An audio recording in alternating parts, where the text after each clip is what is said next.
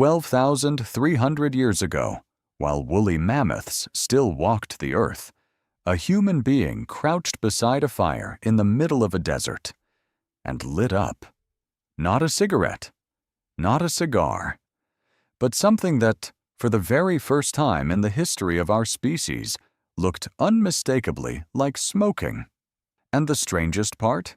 Scientists almost missed it completely. Here's what actually happened. In 2015, archaeologists were doing a routine survey in the Great Salt Lake Desert in Utah. Nothing glamorous, just careful, patient digging through what used to be an ancient hunter-gatherer camp. Then, inside a small, ancient fireplace, they found something tiny. 4 small, charred seeds. At first glance, nothing special. Burnt seeds turn up at archaeological sites all the time. But when researchers, led by archaeologist Darren Duke, identified what these seeds actually were, the entire timeline of human history quietly shifted. These were wild tobacco seeds, and they were 12,300 years old. To put that in perspective, that is roughly 9,000 years earlier than anything previously documented.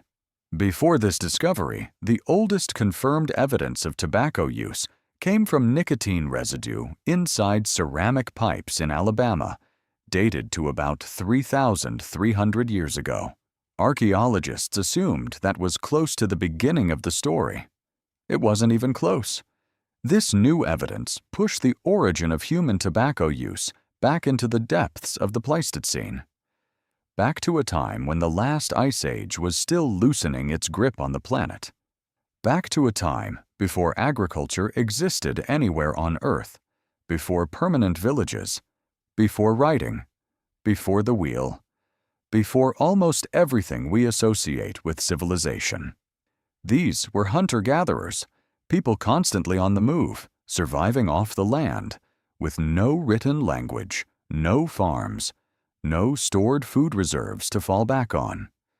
And somehow, in the middle of that relentless, demanding existence, they had already discovered tobacco. They knew which wild plant contained something that altered how they felt, and they were using it, deliberately, around their fire. So how do we even know this wasn't an accident? Couldn't a seed just blow into a fire pit by chance? This is where the discovery becomes genuinely fascinating. The site, known as the Wishbone Site, wasn't some random patch of dirt. It was a hearth, a deliberate fireplace, surrounded by stone tools and the bones of waterfowl the group had hunted and eaten. In other words, this was a living space, a place where people sat, cooked, ate, and socialized. The tobacco seeds were found directly in that fire, burned, concentrated, not scattered randomly across the landscape the way wind-blown seeds would be. Researchers believe the seeds were likely a byproduct of using the plant itself, not the intended product. The leaves and stems were probably twisted together and either chewed, sucked, or smoked, while the seeds, which carry no psychoactive value, were spit out or discarded directly into the fire. Which means this wasn't agriculture. Nobody was farming tobacco 12,000 years ago. This was something more primal and, in some ways, more remarkable. Humans encountering a wild plant in their environment, recognizing that it did something to their mind or body, and choosing, again and again, to use it.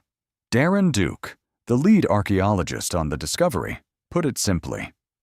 He suggested that the people of the ancient past were the ultimate botanists of their era.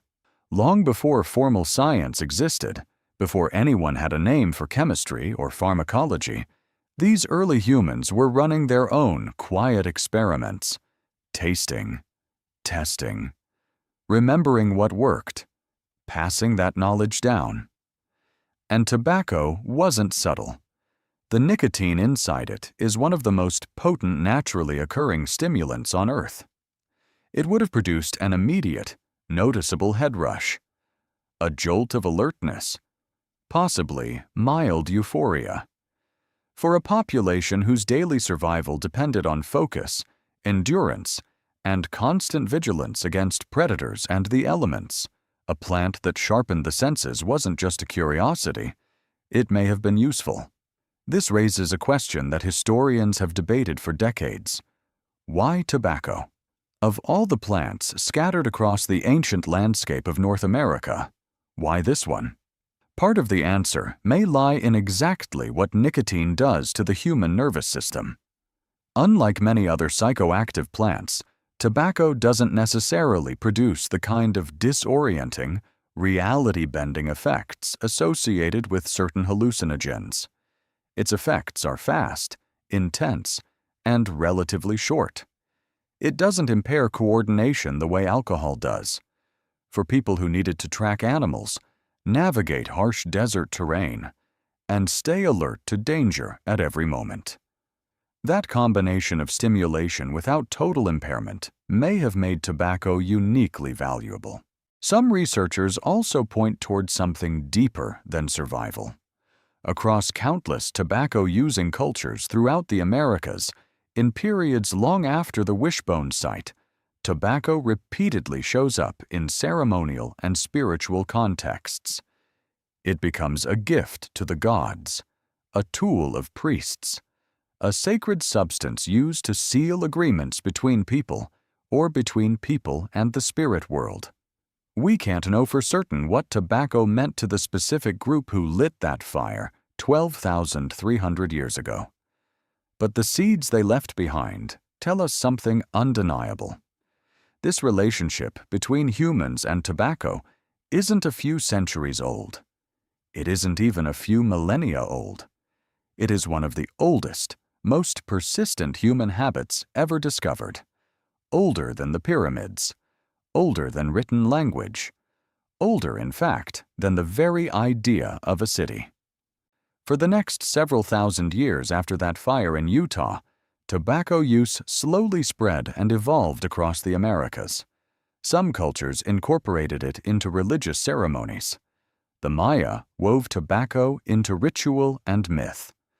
Far to the north, communities used it in pipe ceremonies, treaties between rival groups, and as a valuable item of trade. By the time European explorers crossed the Atlantic and encountered tobacco for the first time, they were stepping into a relationship between humans and this single plant species that had already been evolving for well over 10,000 years. The Europeans, of course, had no idea about any of this deep history. They simply saw something new, brought it home, and within a few generations, tobacco use exploded across an entire other continent, eventually growing into the global industry and the global health crisis we recognize today.